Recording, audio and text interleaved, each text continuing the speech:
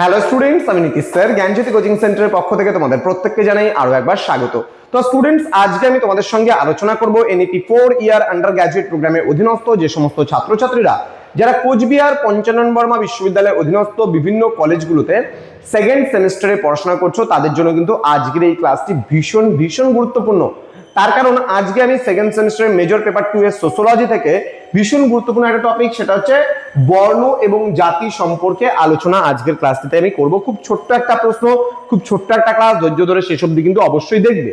যারা এখনো আমাদের চ্যানেলটিকে সাবস্ক্রাইব করনি তারা অবশ্যই চ্যানেলটিকে সাবস্ক্রাইব করে পাশে থাকা বেল আইকন অল প্রেস করে দেবে, যাতে নেক্সট টাইম থেকে কোনো ভিডিও আপলোড করলে তার নোটিফিকেশনটা তুমি সবার আগে পেতে পারো। এছাড়া যারা ভাবছো যে অনলাইনে আমাদের ক্লাস জয়েন করবে, আমাদের থেকে নোটস নেবে, তারা অবশ্যই যোগাযোগ করবে আমাদের অফিসিয়াল নাম্বার 7076398606 নম্বরে অথবা 6295916282 নম্বরে। তোমাদের টোটাল কোর্স ফি রয়েছে তোমাদের এই সাধ্যের মধ্যে জাস্ট 1199 রুপিস পুরো সেমিস্টারের কোর্স ফি, কিন্তু আমরা এখন কোর্সটা দিচ্ছি সম্পূর্ণ বিনামূল্যে। প্রথম 100 জন ছাত্রছাত্রীকে মাত্র 99 রুপিস রেজিস্ট্রেশন করলে পরে আমাদের প্রথম যে তোমরা অ্যাডমিশনটা করবে সেখানে কিন্তু সম্পূর্ণ বিনামূল্যে কোর্সটা পেয়ে যাচ্ছ মাত্র 99 টাকা দিয়ে রেজিস্ট্রেশনটা করলে পারে।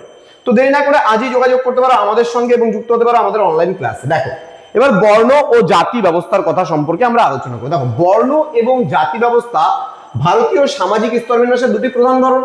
এবার বর্ণ বলতে আমরা প্রত্যেকেই অবগত, কিন্তু জাতি বলতে গেলে কি বোঝায় এক্স্যাক্টলি সেটা সম্পর্কে আমরা অনেকেই অবগত নই। দেখো, বর্ণ সম্পর্কে আমরা যেমন ব্রাহ্মণ, ক্ষত্রিয়, বৈশ্য, শূদ্র 4টি বর্ণের কথা পড়ে এসেছি, কিন্তু প্রাচীন ভারতে কিন্তু 7টি জাতির কথা আমরা পড়েছি। তো এই জাতি এবং বর্ণ সম্পর্কে আমরা অল্প বিস্তর হলেও কিন্তু এর সঙ্গে আমাদের পরিচয় রয়েছে। তো বলছে অনেকেই বর্ণ এবং জাতি ব্যবস্থাকে এক বলে মনে করে, মানে অভিন্ন হিসেবে দেখে থাকেন, কিন্তু বর্ণ এবং জাতি ব্যবস্থা কিন্তু অভিন্ন নয়, বরং ভিন্ন। ভিন্ন মানে হচ্ছে আলাদা, ঠিক আছে? তো এই বর্ণ এবং জাতি ব্যবস্থার উপর ভিত্তি করেই কিন্তু ব্যতিক্রমী ভারতীয় সমাজ ব্যবস্থার উত্থান ঘটেছে বলে মনে করা হয়। তাহলে আজকে যে ভারতীয় সমাজ ব্যবস্থা আমরা দেখতে পাচ্ছি সেখানে কিন্তু জাতিগত এবং বর্ণগত ভিত্তিতেই কিন্তু তৈরি হয়েছে। বর্ণ এবং জাতি ব্যবস্থার আলোচনা ব্যতি রেখে কিন্তু ভারতীয় সমাজকে কিন্তু উপলব্ধি করাই সম্ভব নয়। তাহলে ভারতীয় সমাজকে যদি জানতে হয়, সামাজিক মানে পাঠ্যক্রমকে যদি জানতে হয়, তবে কিন্তু আজকে আমাদের বর্ণ এবং জাতি জানতেই হবে। তো ভারতীয় সমাজে বর্ণ এবং জাতি ব্যবস্থার সূত্রপাত প্রথম কবে হয়েছিল তা সঠিকভাবে জানা যায় না। মূলত বৈদিক আর্য সমাজে বর্ণ এবং জাতি প্রথার কিন্তু প্রচলন লক্ষ্য করা যায়। তাহলে আজকে ঋগ বৈদিক আর্য সমাজে এই বর্ণ ব্যবস্থা কিংবা আমরা জাতি ব্যবস্থা বলি না কেন, এগুলোর কিন্তু অস্তিত্ব কিন্তু সেই সময় থেকে সোসাইটিতে হয়েছিল। কেউ কেউ মনে করেন যে ভারতে আগমনের পূর্বেও কিন্তু আর্য সমাজে এই বর্ণ প্রথার অস্তিত্ব ছিল। যেমন মনে করো, আজকে যদি আমরা বলি যে আর্যরা যখন ভারতবর্ষে এসেছিল তখন তারা সপ্ত সিন্ধাব অঞ্চলে কিন্তু বসতি স্থাপন করেছিল। তাদের মধ্যে কিন্তু এখানে প্রথম অবস্থায় বর্ণ বলতে বোঝাতো কালার বা রংকে। তাহলে এখানে গায়ের রঙের ভিত্তিতে ঋগ বৈদিক আর্য সমাজ কিন্তু দুটো ভাগে প্রথম অবস্থায় বিভক্ত ছিল। একটা ছিল শ্বেতাঙ্গ, মানে যারা ফর্সা চামড়ার মানুষ বা গৌড়বর্ণ যারা মানুষ ছিল তারা কিন্তু শ্বেতাঙ্গ নামে পরিচিত, এবং যারা কৃষ্ণবর্ণ অর্থাৎ কালো দেখতে তারা কিন্তু ছিল কৃষ্ণাঙ্গ অন্তর্গত।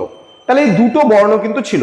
কিন্তু পরবর্তীকালে পেশার ভিত্তিতে কিন্তু ঋগ বৈদিক আর্য সমাজে বা ব্রাহ্মণ্য সমাজে আমরা 4টি বর্ণের কথা আমরা দেখতে পাই। সেই 4টি বর্ণ ছিল ব্রাহ্মণ, ক্ষত্রিয়, বৈশ্য এবং শূদ্র। তো এখানে বলছে মেগাস্থেনিস মৌর্য ভারতের 7টি জাতির কথা কিন্তু উল্লেখ করেছেন। এবার এই জাতিগুলো কি, বর্ণ তো আমি বলে দিলাম বর্ণ হচ্ছে 4টা, ব্রাহ্মণ, ক্ষত্রিয়, বৈশ্য, শূদ্র, কিন্তু জাতি কিন্তু 7টা ছিল।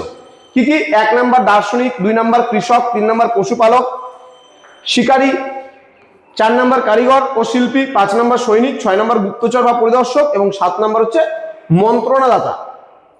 পরবর্তীকালে আরো কিন্তু নতুন নতুন জাতির কিন্তু উদ্ভব ঘটেছিল। তাহলে আশা করছি যে জাতি এবং বর্ণ বিষয়টা কি সেটা সম্পর্কে কিন্তু তোমরা প্রত্যেকেই অবগত হতে পেরেছো।